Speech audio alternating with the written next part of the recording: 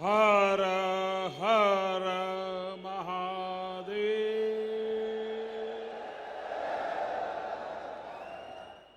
जय श्री महाकाल। जय श्री महाकाल महाराज की जय। महाकाल महादेव, महाकाल महाप्रभु, महाकाल महारुद्र, महाकाल नमोस्तुते। उज्जैन की पवित्र पुण्य भूमि पर इस अविस्मरणीय कार्यक्रम में उपस्थित देश भर से आए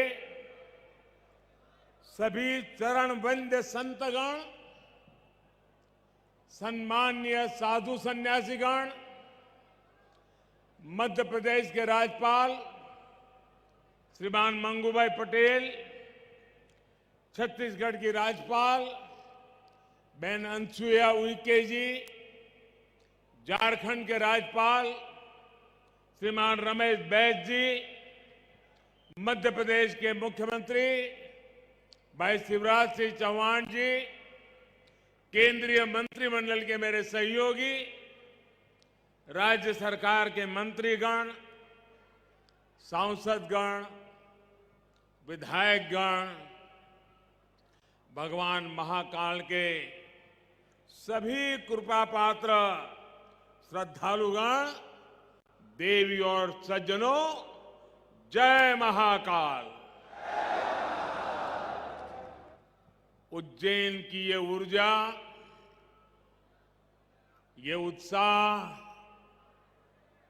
अवंतिका की ये आभा,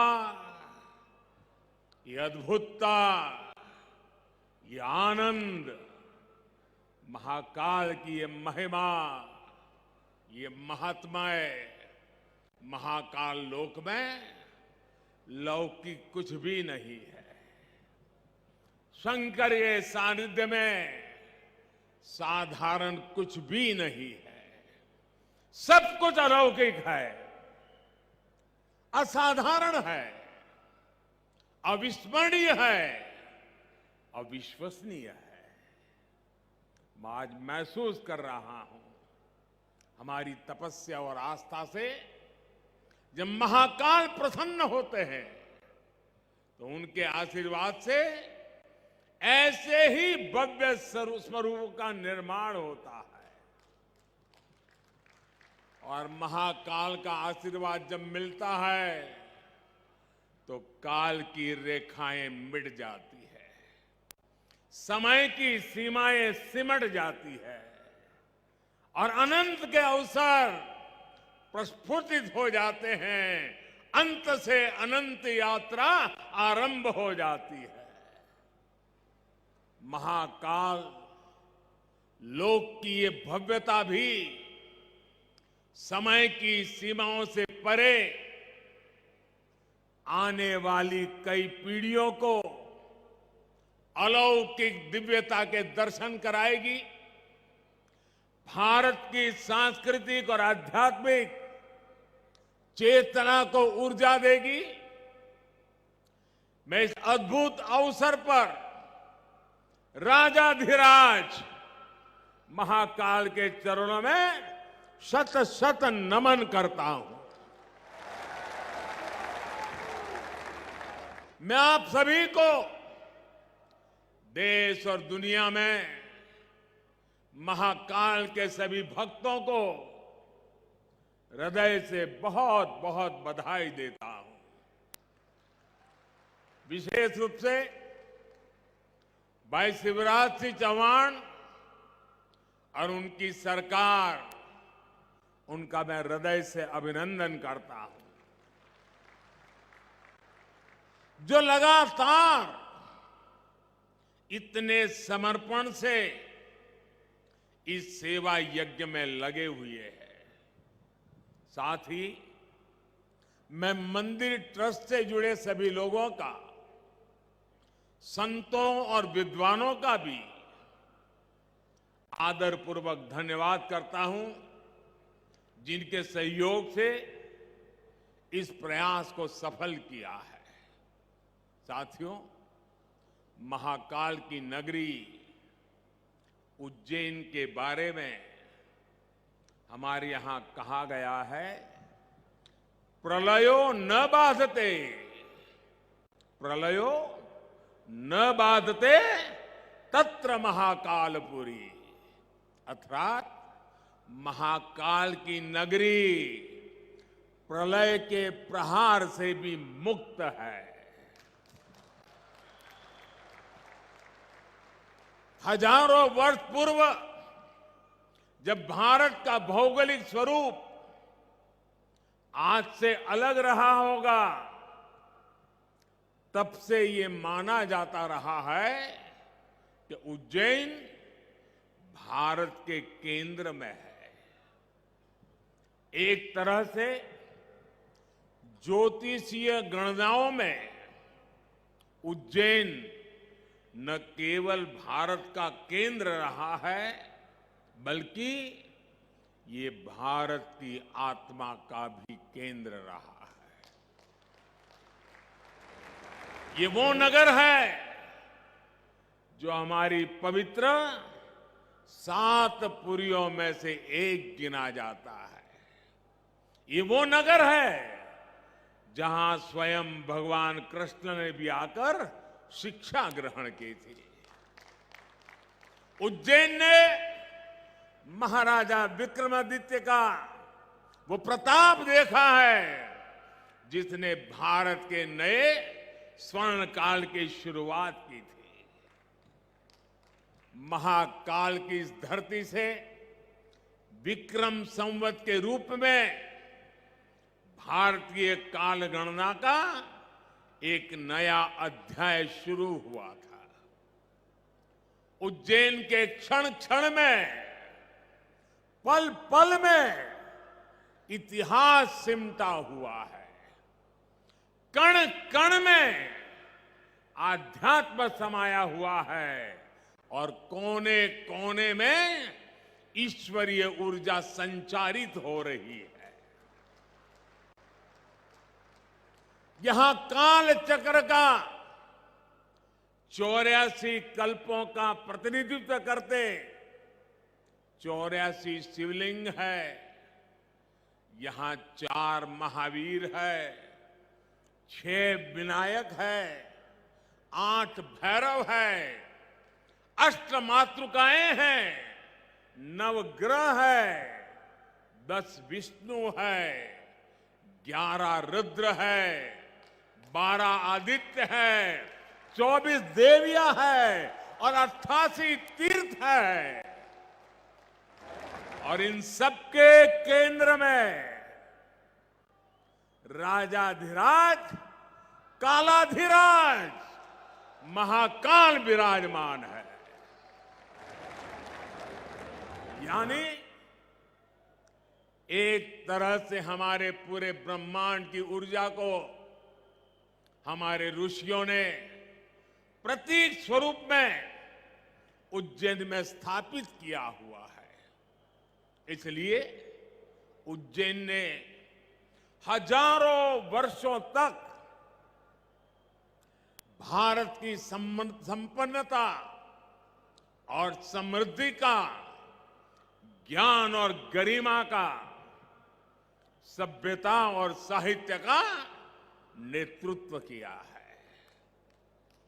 इस नागरी का वास्तु कैसा था, वैभव कैसा था, शिल्प कैसा था, सौंदर्य कैसा था, इसके दर्शन हमें महाकवि कालिदास के मेघदूतम में होते हैं। बाण भट्ट जैसे कवियों के काव्यों में यहां की संस्कृति और परंपराओं का चित्रण हमें आज भी मिलता है। यही नहीं, मध्यकाल के लेखकों ने भी यहां के स्थापत्य और वास्तुकला का गुणगान किया है। भाइयों और बहनों, किसी राष्ट्र का सांस्कृतिक वैभव इतना विशाल तभी होता है जब उसकी सफलता का परचम विश्व पटल पर लहरा रहा होता है।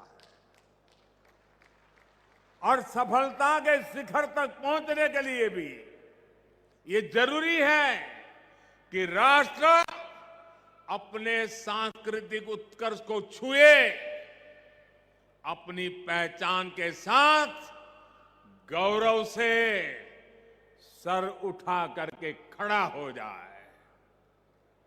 इसलिए आजादी के अमृत काल में भारत ने गुलामी की मानसिकता से मुक्ति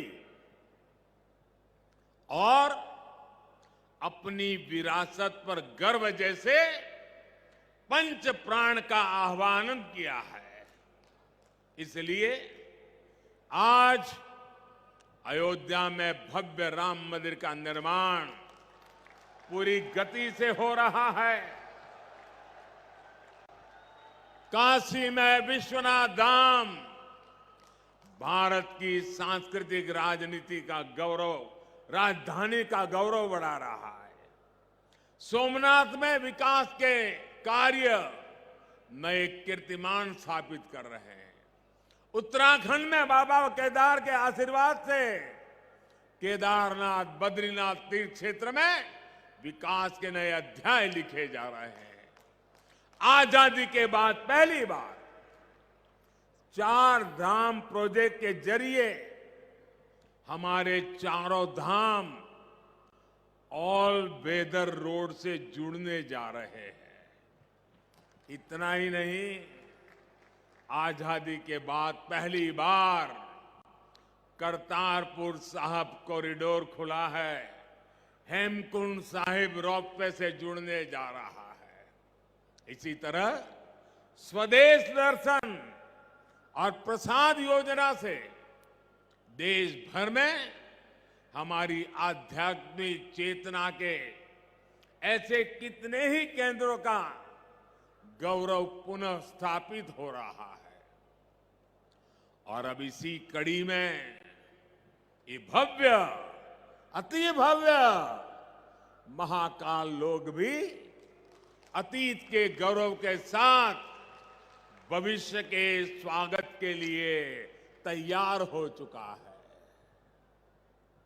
आज जब हम उत्तर से दक्षिण तक, पूरब से पश्चिम तक अपने प्राचीन मंदिरों को देखते हैं तो उनकी विशालता, उनका वास्तु हमें आश्चर्य से भर देता है।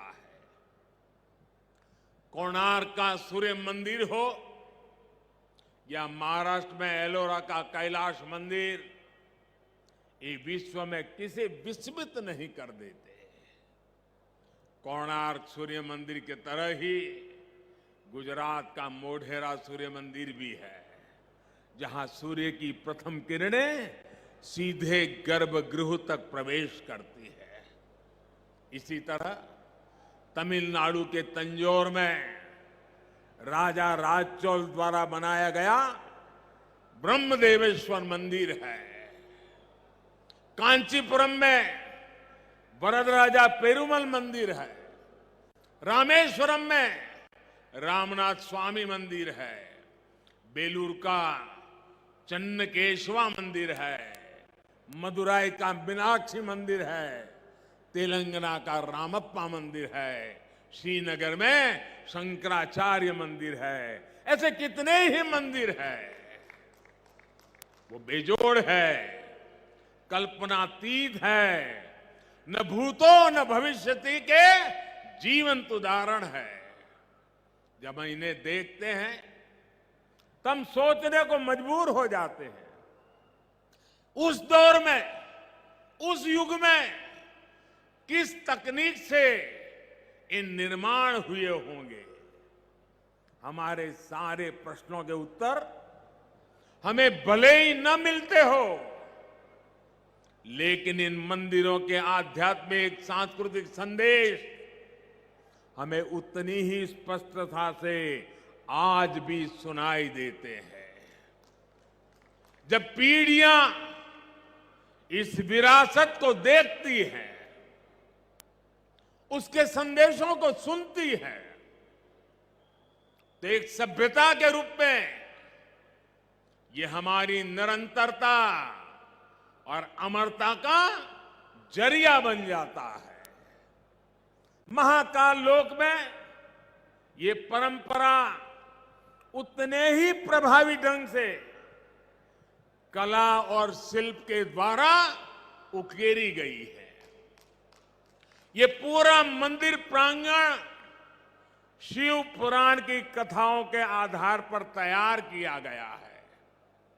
आप यहां आएंगे तो महाकाल के दर्शन के साथ ही आपको महाकाल की महिमा और महत्व के भी दर्शन होंगे।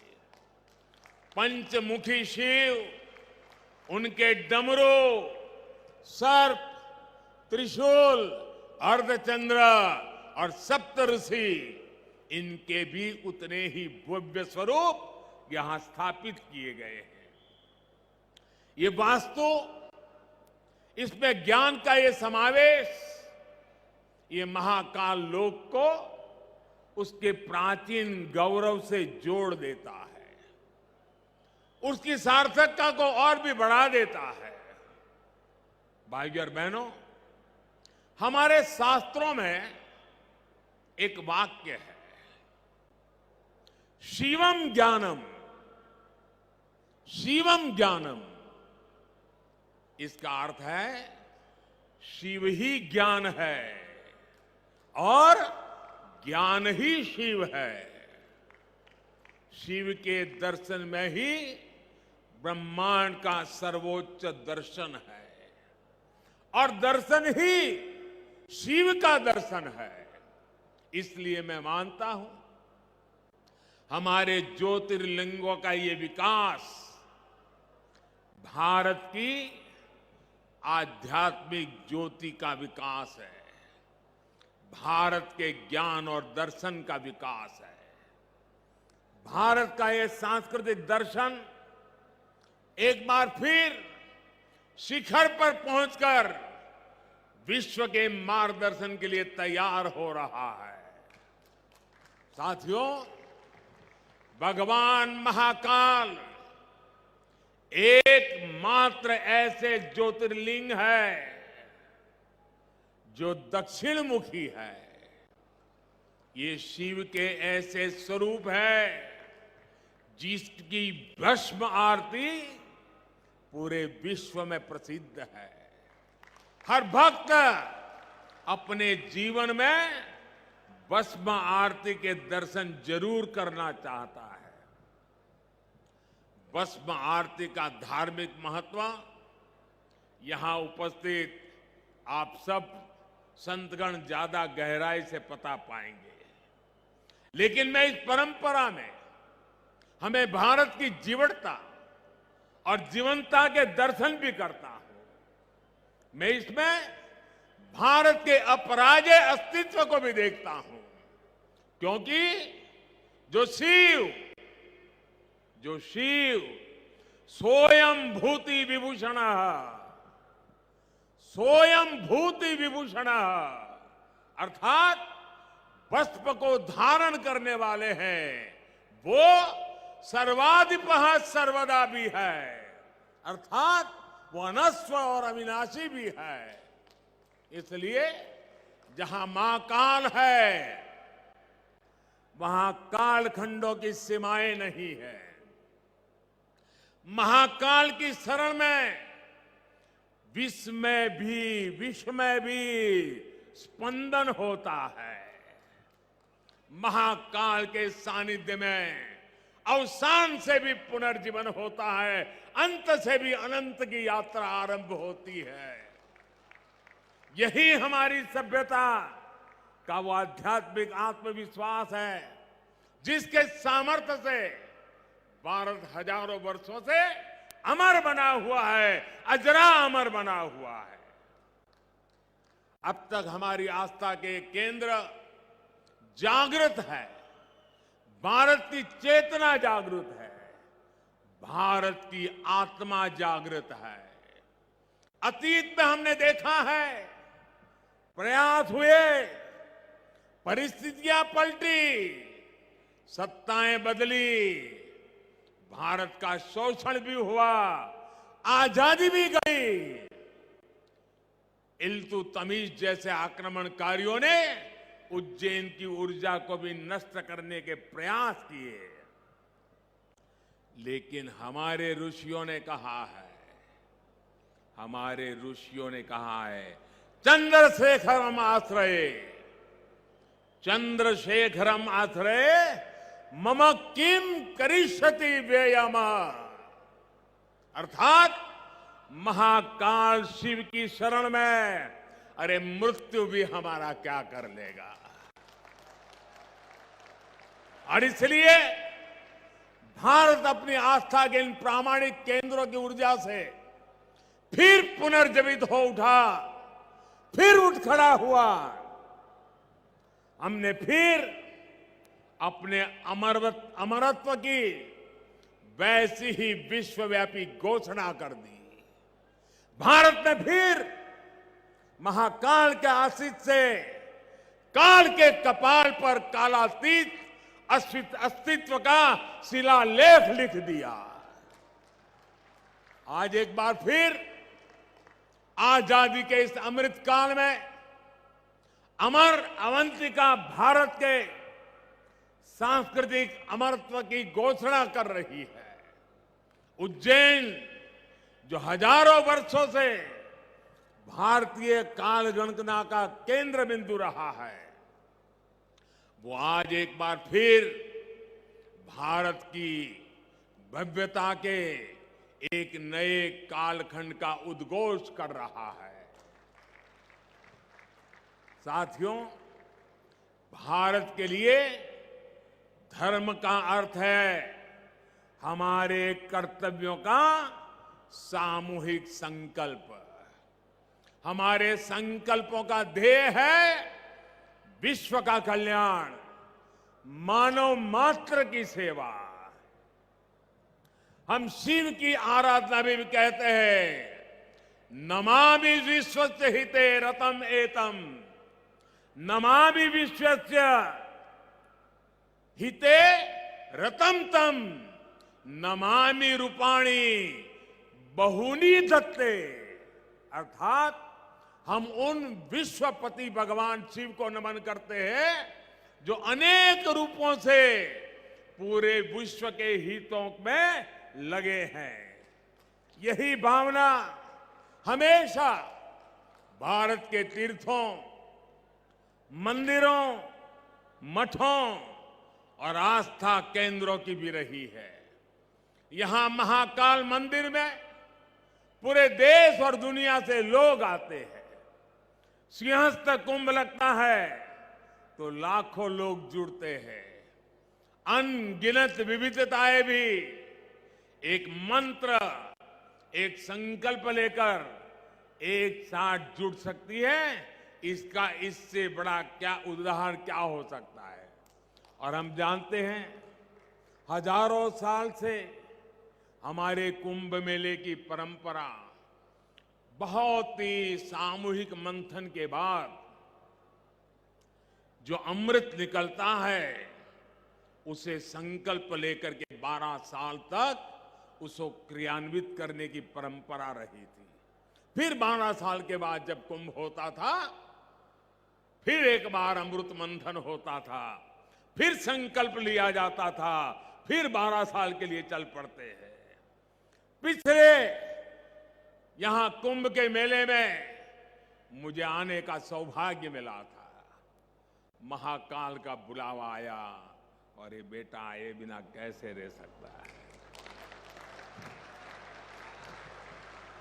और उस समय कुंभ की हजारों साल की पुरानी परंपरा, उस समय जो मन मस्तिष्क में मंथन चल रहा था, जो विचार प्रवाह बह रहा था, मां क्षिप्रा के तट पे अनेक विचारों से मैं घिरा हुआ था और उसी में से मन कर गया। कुछ शब्द चल पड़े, पता नहीं कहां से आए, कैसे आए, और जो भाव पैदा हुआ था वो संकल्प बन गया, आज वो सृष्टि के रूप में नजर आ रहा है। दोस्तों, मैं ऐसे साथियों को बधाई देता हूं कि जिन्होंने उस समय के उस भाव को आज चरितार्थ करके दिखाया है। सबके मन में शिव और शिवत्व के लिए समर्पण, सबके मन में क्षिप्रा के लिए श्रद्धा, जीव और प्रकृति के लिए संवेदनशीलता, और इतना बड़ा समागम विश्व के हित के लिए, विश्व की भलाई के लिए कितनी प्रेरणा यहां निकल सकती है। भाइयों और बहनों, हमारे इन तीर्थों ने सदियों से राष्ट्र को संदेश भी दिए हैं और सामर्थ्य भी दिया है। काशी जैसे हमारे केंद्र धर्म के साथ साथ ज्ञान, दर्शन और कला की राजधानी भी रहे। उज्जैन जैसे हमारे स्थान खगोल विज्ञान, एस्ट्रोनॉमी से जुड़े शोधों के शीर्ष केंद्र रहे हैं। आज नया भारत जब अपने प्राचीन मूल्यों के साथ आगे बढ़ रहा है, तो आस्था के साथ साथ विज्ञान और शोध की परंपराओं को भी पुनर्जीवित कर रहा है। आज हम एस्ट्रोनॉमी के क्षेत्र में दुनिया की बड़ी ताकतों के बराबर खड़े हो रहे हैं। आज भारत दूसरे देशों की सैटेलाइट भी स्पेस में लॉन्च कर रहा है। मिशन चंद्रयान और मिशन गगनयान जैसे अभियानों के जरिए भारत आकाश की वो छलांग लगाने के लिए तैयार है जो हमें एक नई ऊंचाई देगी। आज रक्षा के क्षेत्र में भारत पूरी ताकत से आत्मनिर्भरता की ओर आगे बढ़ रहा है। इसी तरह आज हमारे युवा स्किल हो, स्पोर्ट्स हो, स्पोर्ट्स में भी स्टार्टअप, एक एक चीज नहीं, नए स्टार्टअप के साथ, नए यूनिकॉर्न के साथ हर क्षेत्र में भारत की प्रतिभा का डंका बजा रहे हैं। और भाइयों बहनों, हमें भी याद रखना है, ये न भूले, जहां इनोवेशन है वहीं पर रिनोवेशन भी है। हमने गुलामी के कालखंड में जो खोया, आज भारत उसे रिनोवेट कर रहा है। अपने गौरव की, अपने वैभव की पुनर्स्थापना हो रही है और इसका लाभ सिर्फ भारत के लोगों को नहीं, विश्वास रखिए साथियों, महाकाल के चरणों में बैठे हैं, विश्वास से भर जाइए। और मैं विश्वास से कहता हूं, इसका लाभ पूरे विश्व को मिलेगा, पूरी मानवता को मिलेगा। महाकाल के आशीर्वाद से भारत की भव्यता पूरे विश्व के विकास के लिए नई संभावनाओं को जन्म देगी। भारत की दिव्यता पूरे विश्व के लिए शांति के मार्ग प्रशस्त करेगी। इसी विश्वास के साथ भगवान महाकाल के चरणों में मैं एक बार फिर सर झुका करके प्रणाम करता हूं। मेरे साथ पूरे भक्ति भाव से बोलिए, जय महाकाल, जय जय महाकाल, जय जय महाकाल, जय जय महाकाल, जय जय महाकाल, जय जय महाकाल, जय जय महाकाल, जय जय महाकाल।